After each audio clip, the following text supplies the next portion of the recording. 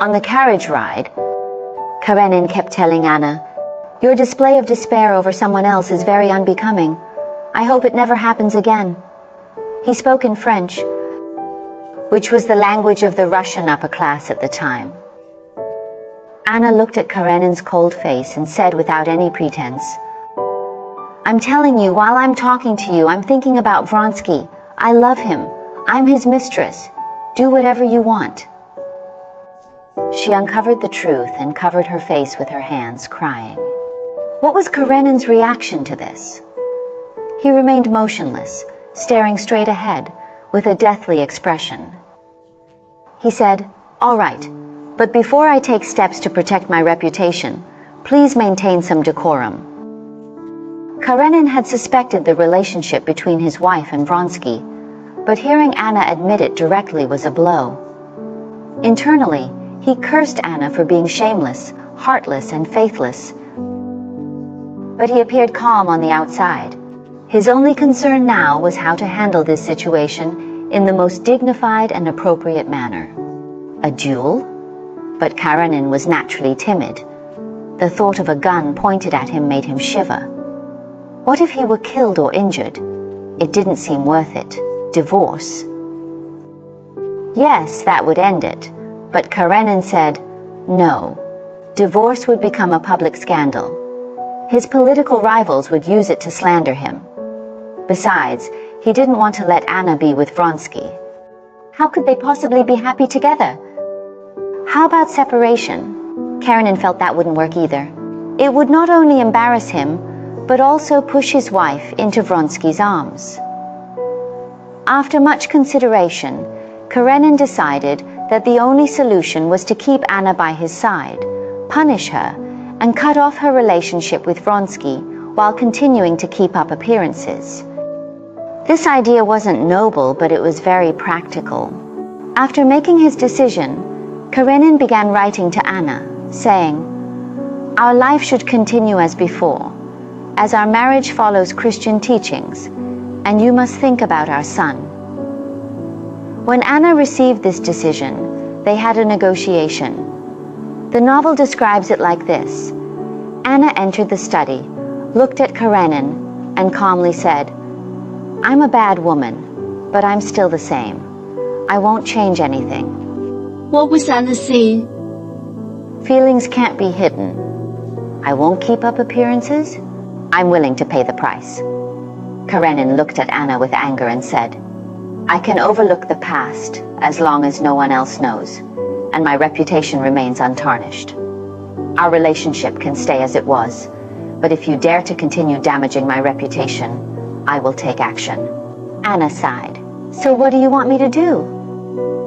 Karenin said, "Don't let him come to the house, don't be seen with him, and don't let outsiders or servants gossip." That was Karenin's choice. He didn't care about his wife's love for someone else. He just didn't want others to notice it. He chose compromise and forgiveness, not because he loved Anna deeply, but because divorce would damage his position. What pained him was not his wife's infidelity, but her refusal to conceal her love for another, making him a laughingstock. But Anna was different. Why did Tolstoy revise the manuscript so many times?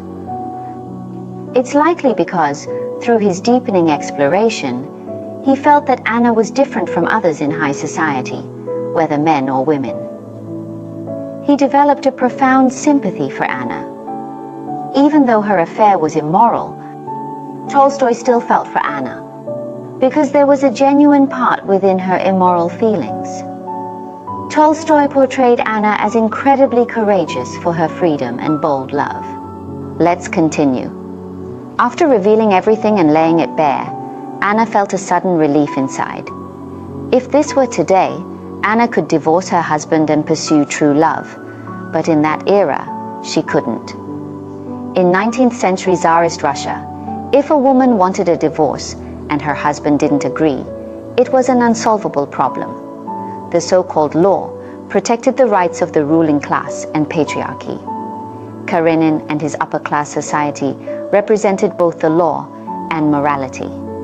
Anna considered the worst possible outcomes. If her affair with her lover was exposed, she could be cast out of her home and ridiculed by everyone.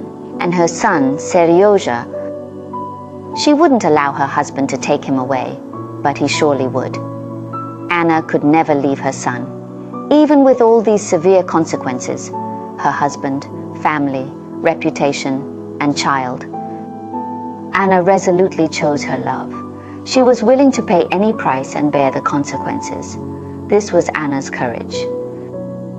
In contrast to her courage were not only Karenin's hypocrisy, but also Vronsky's weakness. Fate seemed to play a cruel joke on Anna.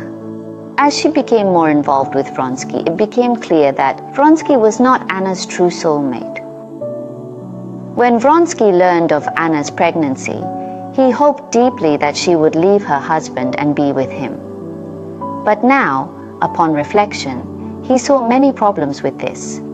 His ambition and his love began to clash. If I let her leave her husband, it means she must be with me. But I'm still serving in the army. How can I take her with me? If I do, I would have to resign, and that would ruin my career. Vronsky was an officer, and his comrades advised him, women are an obstacle to a man's career. They always see love as a major issue. It's difficult to love a woman and pursue a career at the same time. Men must make choices. This highlights how men differ from women like Anna. They can disregard emotions because in their view, some things are more important than feelings.